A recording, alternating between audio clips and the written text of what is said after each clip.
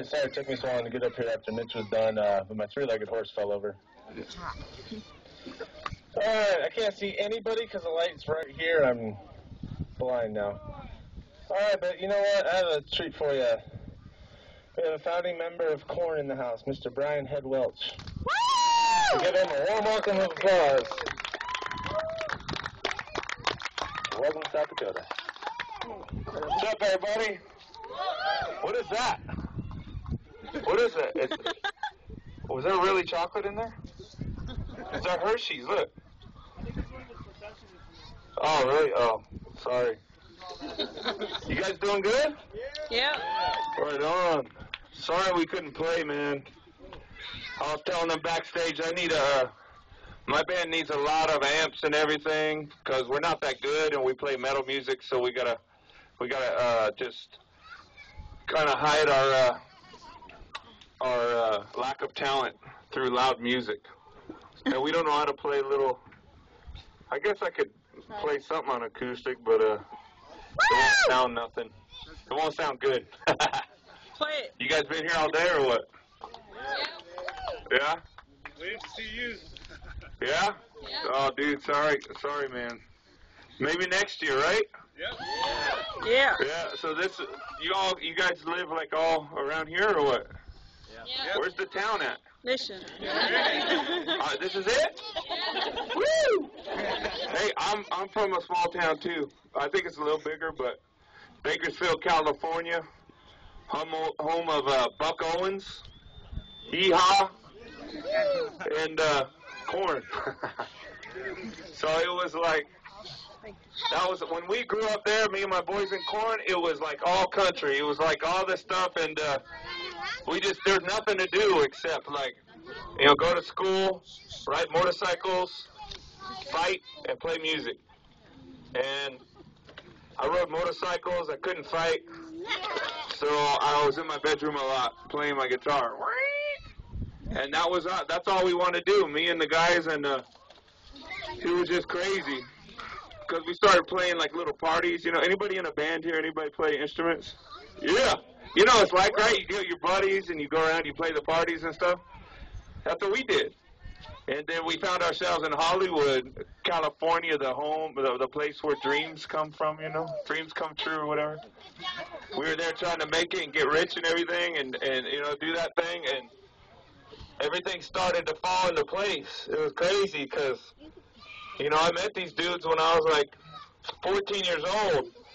And I've been playing guitar for like 4 years when I met them, so they all looked up to me, By the time we moved to Hollywood when we were like in our 20s, everybody was like a lot better, and Fieldy, the bass player, was getting all slappity-slap on the bass, and just, I don't know, we had a different sound, and the record company started coming to our shows, and we got a couple offers, and we ended up signing a deal, and that was a start of just a long, crazy thing, man, because we all worked at Pizza Hut before we got signed.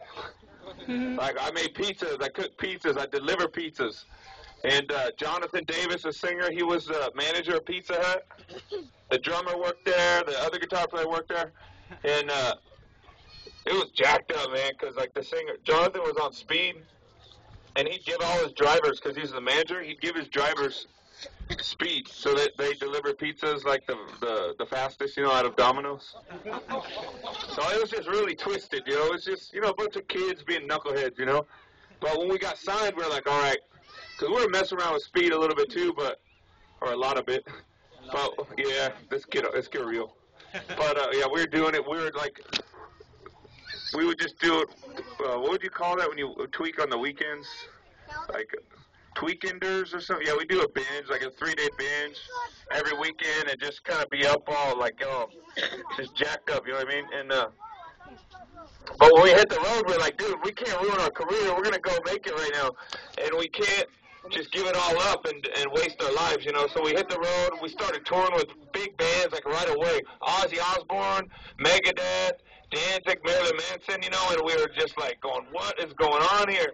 Because Ozzy was on my wall when I was a kid, right? I wanted to be that dude. I wanted to be his guitar player. Like, that was my everything. And here I am opening up for him. And And, like, right before Ozzy goes, a lot of the people were flipping us off at, like, Ozzy's crowd, you know, because they're all Black Sabbath heads and stuff. They're looking at, what the heck is this stuff?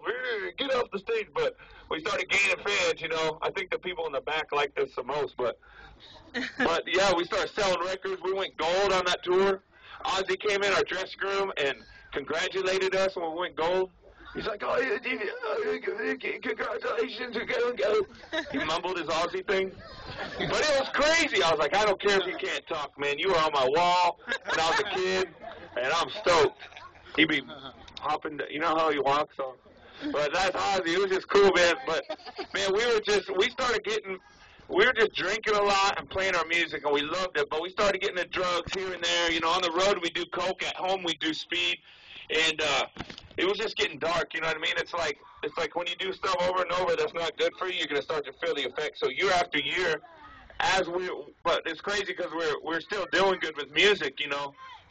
And just when the drugs would get bad, we'd like do something to just kind of chill out, you know. We'd be like, you know, we just got to chill and not do so many drugs. So we'd stop for a month or something, and we start doing it again. But yeah, when we put out our second record, it went number 3 on Billboard. Third record came out, it was number 1 on Billboard, and just kind of, you know, we were fighting the bands like NSYNC and Backstreet Boys for the top position on Billboard, on MTV, on radio, whatever it was, you know. And it was just like, it was crazy how big it got, man. Because my dad, he used to kind of say, "Cut your hair, boy," when I was a kid. And I just didn't like him. He didn't like the way I looked and everything. And then to call him, you know, because we were cool by then, by the time Korn made it, and I'd call him and say, "Dad, you know, we're number 1 in the country." And he'd be like, "Son, I'm proud of you, boy. Was I wrong, you know?" And so it just felt good, you know, to make it. But just the partying, man, when you get that big, number 1 in the country, you start to attract, like, everybody. Like, all the Hollywood actors will come out to our shows, and like the porn stars that come out, and you know, you hear that, you think, oh, glamour, but like everyone's just all wasted all the time, and it's like you're laughing at first, but then after the years go by, it just starts messing with you, you know. And it's like every show was a Saturday. Have you guys ever seen that Bill Murray movie, Groundhog's Day? Anybody? Yeah. You know how he woke up and it's just the same thing over and over? That's kind of what it was like. It was like a Saturday every night. Just different faces, but, you know, it was like play the same song, get off stage, party, and wake up with a hangover. It was every day. And but we tried to try to keep our relationships together, but it was just almost impossible. But I had this girl that I fell in love with right before Korn got signed. Her name's Rebecca. By the third record, by the time we hit number 1, it was like, I don't know, I just decided to, she got pregnant, actually. And, like, I think all of us in the band got married. And we had a daughter and everything, and I got sober for a little bit. I didn't do no stuff. I was like, I want to be a good dad, you know, and the baby came, and I was sober for like 2 months or something like that. And I just felt this, like, new birth in life, you know. I was like, man, this is going to be it. This is going to be awesome. And then about a month after my baby was born, I hit the road, and we were playing with Rage Against the Machine in Japan, and that was my favorite band, man, to see live especially. And so right when they hit the stage, I, like, popped a beer. Then I popped, like, 6 more, and then I was smoking again and everything. And so, I don't know, man. It's just I couldn't get out of that rut, you know what I mean? And then I would go home. My baby would, like, start crawling. I missed her crawling. I missed her first steps because I was touring so much, you know what I mean? And she would look at me, my own baby would, like, look at me, and I'd say, come here, Daddy's home. And she'd just, like, run to her mom and say, who's this dude, you know? But it was, like, it's sad, you know, but it was, people don't think about that in the rock and roll world, you know. When you look and you see all the glamour on TV, it's a lot of hard work, and there's a lot of sacrifice. You sacrifice your life. You sacrifice your family. You sacrifice your health. You know what I mean? It's just, like, because it's almost, even nowadays, like, I eat like crap, man. I'm getting older, like, and I eat like bad. It's just hard on the road, you know. So it takes a lot of work, but when you're doing all the drugs and everything on top of that, it's like, it's just, you're waiting for everything to just pop, and, like, you're going to hit the gutter, you know. And that's what we did, all 5 of us. Jonathan Davis, at one point, he was like, he got so jacked up on the Jaeger, because we got Jägermeister endorsements, and it looked all beautiful. All the pretty girls would come in their bathing suits, the Jaeger girls, and they'd give us bottles and bottles of Jaeger. that dude was drinking like a bottle to himself a night. He'd be hugging the toilet, puking up like every night. And then he'd call us into the bathroom and say, come here. And he'd drink his puke because he's so wasted and out of his mind. So he got, and he started getting the shakes like all the time. He was 20-something years old, you know, and he's just like all jacked up. And he got suicidal, man, and he had to be on like a 24-hour watch by security because he's going to kill himself. That's how messed up he got. And we were all just watching him go, man, that sucks, you know. And we thought, that sucks to be him, you know. We cared and everything, but we kept drinking. He got sober. He's sober like 10 years. And then, and one by one, it seems like each one of the band members like hit their rock bottom, you know. And sometimes there was more than one rock bottom, but we were gone so much. Me and my wife just were fighting. We'd fight on the phone. I'd come home. We'd fight at home. We weren't happy, so we'd go and do drugs. And even though we had the baby, we'd go and do drugs and just like get all freaky and everything on methamphetamines. I would just twist your mind and all that stuff. And man, we got into these fights. I remember she would get so jealous. She'd spit on me in front of my fans because like if I signed like a girl or something, she'd spit on me. She punched me in the nose, gave me a bloody nose on a corn bus once. And, you know, I fell into that because I just let her pound on me once in a while. I was like, this chick's crazy, but whatever. And then a few years later, I was like, you know, I started hitting her back, and cops got called one night. I threw a phone at the back of her head, and blood was coming down her head. Cops came, she lied to them. She's like, yeah, I fell off my skateboard, you know. But really, she took the skateboard and threw it through the window because I locked her out because I thought she was going to, like, grab a knife, you know, after I threw that phone at her. And then another time we played Woodstock 99. Remember that one? You guys remember hearing about that? Yeah, like Nine Inch Nails played, Red Hot Chili Peppers, Biscuit, Ice Cube, Snoop Dogg. Like, everybody in music played that thing. That was big. And it was the biggest show of our career, but afterwards we ended up at the hotel. Every floor was booked. It smelled like just a big party in that hotel. And we did ecstasy and coke all night. And me and my wife just started fighting that night. And we got home, got in our limo, went home. My parents were watching the baby. So we got home, and they ended up splitting. My wife just got really drunk that night. And she ended up attacking me again. And I ended up punching her in the face, man, and her nose just like, it seemed like it exploded. It just, blood went everywhere down her face, down her neck, and I was like, man, I let her attack me after that. She just pounded on my head, and then she ended up getting tired, and she passed out. I just remember just thinking, man, why is my life so jacked up? I got everything I ever wanted. I bought this chick, like, her house, her dream house. I got cars, everything, and, like, we're miserable, you know what I mean? And it's just like, what is life really about if this ain't bringing us happiness? My other friends in Korn, a lot of the other bands out there, they were just like, everyone's getting into the same temptation, same trials, same messed up things happening in their lives, you know? And so I'm just like, what is life really about? But, you know, needless to say, probably a marriage like that won't last. So she ended up splitting on me. I was on tour with Metallica, and she got a boyfriend while I was on the road, and he moved into our house with his friends, and I didn't know it, but they were skinheads. And yeah, she was sleeping with one of these guys, and she would just deny it and say, I got some friends staying with me. They lost their apartment, so they're gonna stay with us. I'm like, what? I don't even know these dudes. Like, and she goes, no, don't worry, they're my friends. And then I started hearing that she's sleeping with one of them, and she got a boyfriend. I'm like, what the hell's going on, you know? And my daughter's there, and I start hearing that they're doing speed, like speed parties, like full on. I found out this one skinhead jumped in my pool with a big 8-ball of speed. My daughter's swimming in that pool every day. I'm like, what the, man? And I send my friend, I was like, dude, you got to get these guys out of my house. There's a cockroach. Oh, wait. Cricket. Lizard cricket. No.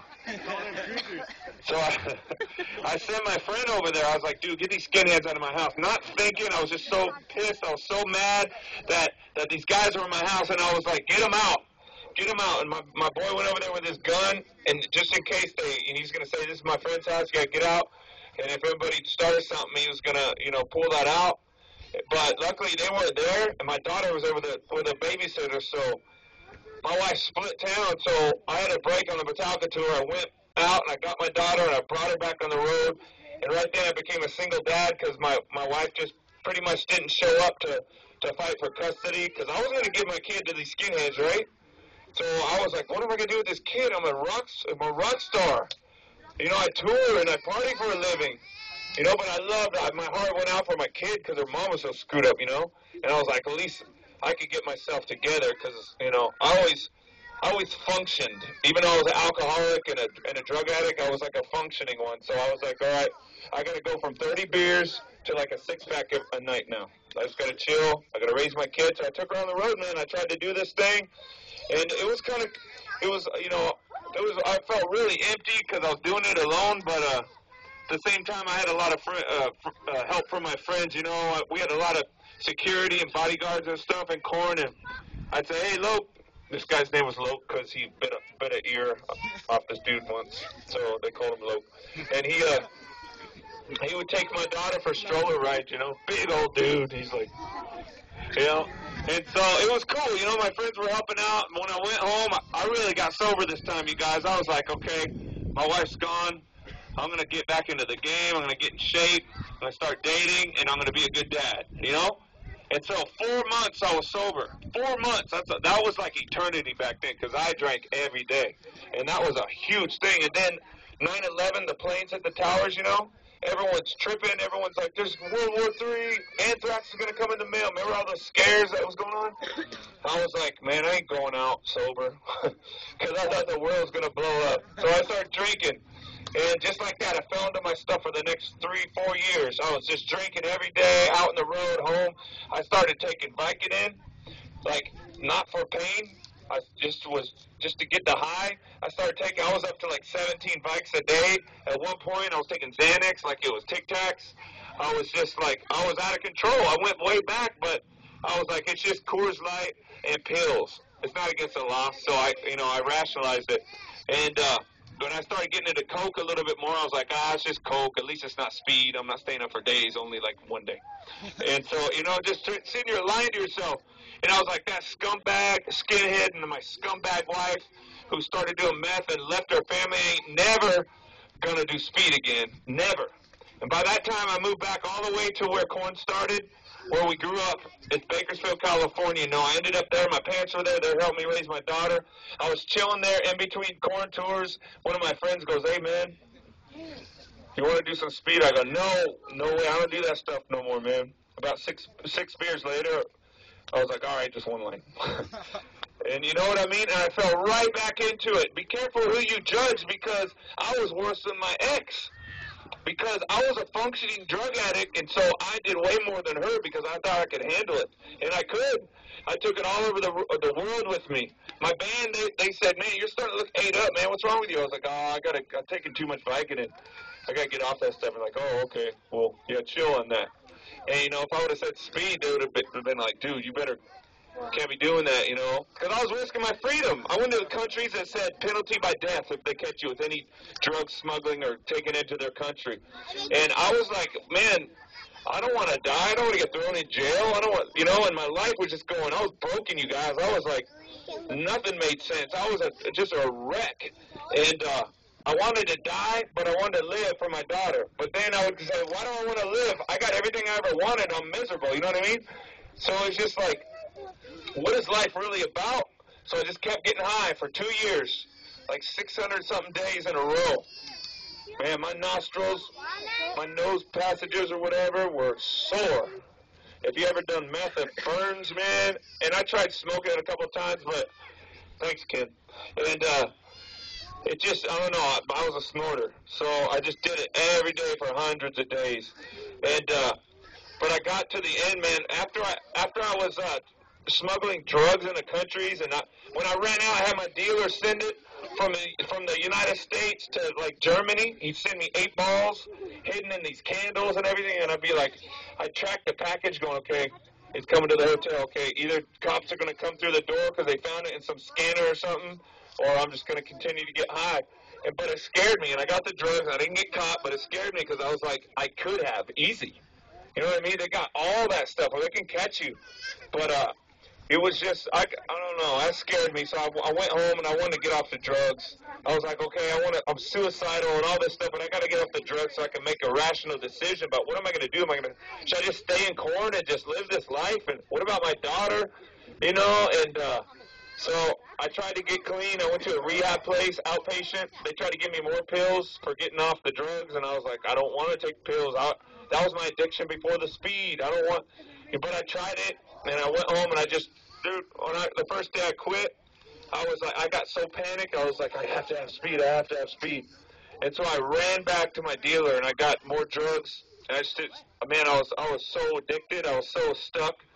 And as a last resort, I had these friends. They were like, I was doing real estate deals with them because back then I was rich. I ain't no more. So, but maybe one day. But I was doing real estate deals. I was building neighborhoods in Bakersfield, and I just put in money, and he'd double my money. And so, but I found out this guy, he was rich, he was cool and everything, but he's a Christian guy. And but he was crazy. He'd build these big old monster trucks, and he'd be involved with all the car shows, and he was just a loudmouth dude, because I thought Christians were like all proper and like, hey, like Ned Flanders on The Simpsons, I thought it was just, I didn't know. I had no grid of understanding for like that stuff. So, but this guy was like, oh, this guy's cool, man, and he was sober. He had his wife still. He had his boys were like good students, and he's just a good dude. And I was like, I want that in my life. So I was like, I'm gonna go hang out with him and get sober, because he was sober. That's all I wanted. The God stuff, Christian stuff, didn't make no sense to me. I just wanted to get sober like my friend. So I was like, yeah, I'll go to church with you. He invited me to church. So I was like, I'll go. That's the sober people hang out at church. I want to go there. I just want his life to rub off. I get there, and this pastor's up there. He's in jeans. He's like, I used to be an alcoholic. I used to throw my wife against the whatever walls. He used to beat up on her. And man, he said, God came in and changed my life. And I was like, God came in? I thought it was just about being like sober. That's what I thought Christianity was. Like, try to be good, do good to others, all this stuff. And I was like, he was saying there's a supernatural God. And he said Jesus is like, he's not this dude in a robe with that we see on all the pictures, that he's the God of the universe. And I'm like, seriously? Like, yeah, but if something was coming alive inside of me, and I was like, either this guy's like a cult leader, or like, he has something I need. And I was like, I'm going to try this. Because his eyes were like, he started a church with like 10 people. And he had like 10,000 members now. And he was still in jeans, still just like a normal dude, And he's like, Jesus is so real. He took away my alcohol. He took away my anger. Me and my wife are still together. And it's like everything was good. And I was like, I got to try this, man. And I was like, if it don't work, I'm going to go to the next doctor in Hollywood or whatever to get me off these drugs. I got to do something. So I'll try the Jesus, then I'll go back to the man, whatever man out there that could help me. So I went home. I received Christ that day. I went home and I started praying. And he said, if you just hang out with Jesus, and all the stuff in your life that's hurting you, that's bad for you, it can't stay, because the power of Jesus' Spirit will come in and push all the things away and give you power to just live with Him and for Him. So I started. Yeah, I wanted to try this. So I went home. Right in my drug room, I had my lines all lined out, and I was like, Lord, I can't stop this stuff. I can't stop it. And I prayed like I've been praying my whole life, because I was desperate. And I was like, search my heart. I want to be a dad to this kid. I don't want her to lose me to drugs like her mom. And just please give me a new life. Give me a new life. And I said, amen. And I snorted my drugs right after that, because I was addicted. And that's just what I did it was like eating to me, And I'm telling you, a little bit after that prayer, I got this phone call. It was this dude. His name was Doug. And I used to do speed with him when I first started speed. He's like, hey, Brian, I heard you went to my church. And I was like, Doug goes to church? What? Because he was the worst tweaker out of all of us. And he was like, yeah, man, God is so good. He delivered me from all my drugs. It's just so awesome to see that you went in there. And I just got done praying that. And I was like, you answer prayers like that? Like, I started feeling like I was in a Twilight Zone, But in a good way. And so, I don't know, I was falling back and off and on with drugs for the next couple of weeks, but I remember one night I was reading my Bible, and there was just scriptures that are jumping out to me. It's like Jesus says, "Come to me, all who are weary and burdened, and I will give you rest." You know, and so I would come to him and I'd say, "Lord, you know, are you real? How do I know, like, this is real? I know I see some signs and everything, but I'm telling you, I felt like, you know, that pastor said, like, Jesus is bigger than the universe. He's God, and he's God's son." And I just felt like he came into the room, and I felt this presence from another place, and it took me out of the mud that I was in, and all I felt was forgiveness and love and freedom, and just like, I just felt like I had a new start. Like, you know, they say born again Christians, but I felt like I was being born again, you know, to a new life. And it was crazy because, you know, when you say Jesus, people just say, "Oh, he's crazy. He did one too many lines," or whatever, you know. But I was feeling this from another realm. You know, this ain't all there is here in this earth. There's another realm that we're called to go to, man. And I look at it like this, like, you know, like we got Obama here or whoever the president, and all these countries have like this, like one guy that's in charge, right? Man, there is a spiritual world out there, and it's real. And he invades this space that we're in sometimes with people. And Jesus is that ruler in that spiritual world. He's the king. He's like the head honcho, and everybody goes to him. He's the way, the truth, and the life. He's the truth. There's one truth. And everybody goes to him. And he's merciful, and he's loving, and he's perfect, man. And it's like, even like all the different religions, there's one. They come to Jesus. What he does with them is his business. But I'm telling you, it is the best thing I ever done in my whole life, man. Seriously, by far. Like, I was lied to think, like, you know, fame, riches, and girls and drugs and partying, all that was going to bring me satisfaction. And what did it get me? It got me divorced. It got me depressed. It got me, like, flat on my face. My money couldn't buy me nothing when I was there. You know what I mean? I was like, I tried to go to the best doctors. I tried everything, and I was miserable. Sitting in my big old house with my huge pool that I built and my Beamer in my garage. I was just, like, miserable, you know. And you know, when I gave my life to Christ, man, it was just like I came alive inside. Before, I was an empty shell with nothing inside here. Now I'm filled with life, and he's giving me a plan, you know, and I'm riding that roller coaster right now, and it takes me wherever. It took me to write a book. I'm a dummy. You guys, I barely graduated school. I only graduated because my dad threatened to take my stuff away. And, like, for me to write a book's a miracle. God called me to do it, and he did it. And he does that stuff. He'll do it with you, too.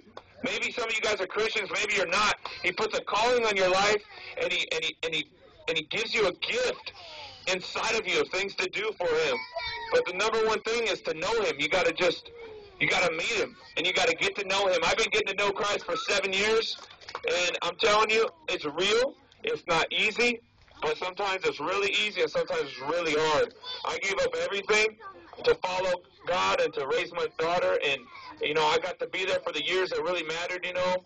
When she was like 6 to 11 or 12, you know, she went through all those phases, like the SpongeBob phase. She went through the Bieber phase. Thank God she's out of that Bieber phase. And now she's like a rocker girl with blue hair, and she's 14. She's giving me a lot of problems right now. But you know what? She knows Jesus is real, and she saw her dad come out of hell and sit there and give up everything for her to raise her. You know what I mean? And so she knows he's real. And he'll become real to you guys, too. He loves the hurting people. Like, I may have money and fame, but I was in the gutter, and he saw me. He's so close to the brokenhearted, and he loves to come. Anybody who believes, and to believe, you start talking to him, reading the Bible, and he starts to feel like he's there with his Father in heaven. He's going, that one is serious. And then he's like, I'm going to reveal myself to that one because he's taking it serious. You know, if you do one prayer and forget about it, you know, he'll still chase you, but, like, you know what I mean? He wants those that really want to try, really want to get to know him. Yes, he's invisible. yeah, he is invisible, and sometimes it's hard because it's like, why you got to be invisible? You know, just like do something like.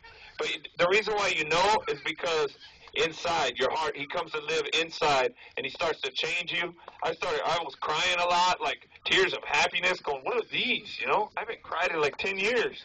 You know, and all this stuff, and just give me new desires and everything. And it's, I don't know, man, it's the best thing ever. And I look at, if I was still in Corn doing that thing, which I'm friends with those guys. You know, I just got done playing a big show with them a few weeks ago at this big old festival. It was my first, Lord, send your angels with them.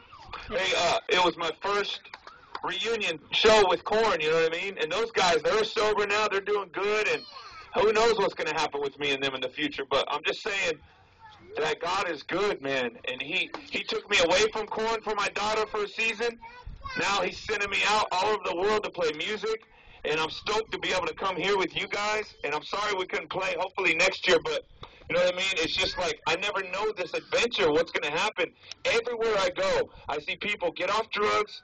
I see people just turn their lives around and get to know God, because he's not boring, man. That's what people think, he's boring, but he says in the Bible he's the Most High. He's the Most High. Like, you can't get any higher. You know what I mean? He gives you his spirit. He lifts you out of this realm, this earth realm that we live, and you just feel it. You know, sometimes you feel all dry, like you're just normal, but other times you feel like you're just, like he picks you up and you're just floating. You know what I mean? It's really trippy, and it's real. And it's not only me. I got saved. I give my life to Jesus. Fieldy and Corn, he gave his life to Jesus. Alice Cooper, that famous crazy freako dude, he gave his life to Jesus. A guy from Iron Maiden gave his life to Jesus.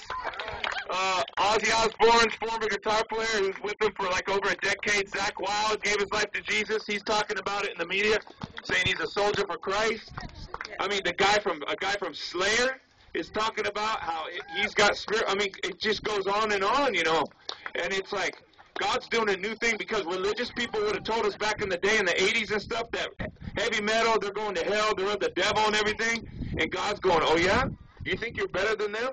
Watch me. And he's starting to save these people that the religious said they're going to hell. And he's raising us up. He's going to get us. And he's sending people like me out, to talk to you guys. And it's just amazing what he's doing. And like I said, we're no more important than you guys. You know, we all got our part to play. And so, man, I'm just going to give you guys, I came here because I go where the Lord, like, leads me to go. And, you know, things didn't work out with the PA and everything.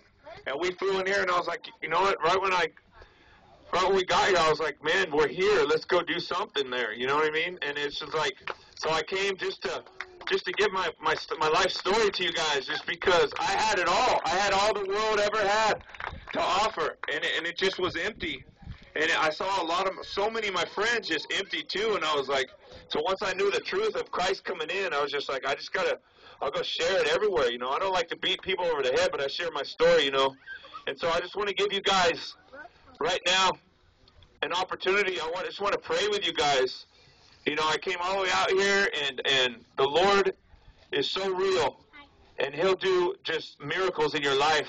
He'll give you a new life. It's not about being perfect. It's not about anything but you meeting Jesus and him coming into you, and you start a relationship with him, and you start seeking after him and just getting to know him through his word, through his Bible, through messages of other, like, preachers or pastors. And there's a lot of knuckleheads out there, don't get me wrong. And some of the people you see on TV or whatever, and you're like, gosh, man, what is going on? God is thinking the same thing, all right? Because there is just some crazy people out there that make him look horrible. You know, but it's a real thing, and he's doing a new thing in this earth. And I want you guys to be a part of it, man. And his spirit will come in and just do wonders in your life. He'll restore relationships. He'll help you be healthy. You'll feel accepted and loved, and you'll be, actually, it's the most biggest miracle ever in the history of the universe. It's God coming into it with a human and becoming one spirit with him. So you're no longer two, you're one. And that's what happens. And let me tell you this, one more thing. Christian religion is the only one that comes with a guarantee that you can actually hold. You have a guarantee, a deposit sent from heaven that comes and lives inside of you. And that's the Holy Spirit. And that Spirit is the most precious thing to God. He comes into you, and it's a guarantee. And you start, if you believe and start to spend time with God every day, you'll feel the Spirit inside of you. You'll start to feel things. I'm telling you, if you take it seriously. So, can we just bow our heads? I just want to pray for you guys real quick. Is that cool? Let's do it. Lord Jesus, I just ask you to give everybody courage here, Lord. If anybody needs you, Lord, this new life like I got, like all these other rock and roll dudes got, like all these other, just all people from all over the place, Lord, I ask you in the name of Jesus to give everybody courage, Lord. I love them. I'm here to meet people and to give your story you gave me, Lord. It's an awesome story. Lord, you're never boring. You're like a wild roller coaster ride. You took me on this ride, and I'm just going and going. I'll never stop, Lord. No matter how messed up I get, and I'll get back up and I'll follow you always, Lord. And Lord, I just pray that you would become real to all these people right here as I pray with them, Lord. And I ask you to send angels home with them, that you would just get them thinking about life, Lord, and about what life is really about, and that's with you, because you are the God of the universe. And with every head, look at everyone's heads bowed, you know. I just ask you guys, if anybody's out here that wants this, what I got, then I want to pray with you right now. So just, if anybody wants this Jesus, lift up your hands right now. I want to see you. Lift up your hands. Show God that you mean this. Show God that you want his son to come into your heart and to give you a new life. I see a lot of hands. Any more want to come up? Jesus is going to come into your life and change it right now. And you're going to be flying through this life like you never have before. Anybody back here? Anybody? If you just mean this in your heart and start to live this, he's going to take you on a wild ride. Man, I guarantee if you mean this and you're serious with it, he'll take you on to places you never dreamed. You know what I mean? What is your heart's desire? He'll give you your heart's desire. It's crazy. He's so good like that. So let's just pray a prayer, just everybody together. Is that cool? Let's just pray. Repeat after me to say, Lord Jesus, come into my heart. Give me a brand new life. Forgive me of all my sins. Teach me how to know and love you. In Jesus' name, amen. Bam!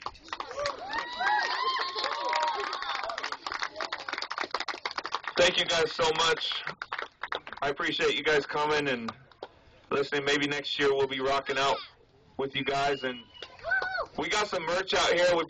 We had merch shipped out here. We got, my band's called Love and Death. And we brought our merch. It got shipped out here. And my band is here. I brought two of my band members, JR and Dan, drummer and guitar player.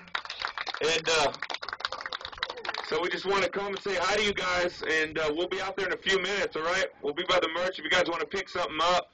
If not, it's all good. So, thank you guys. Peace. Thank you.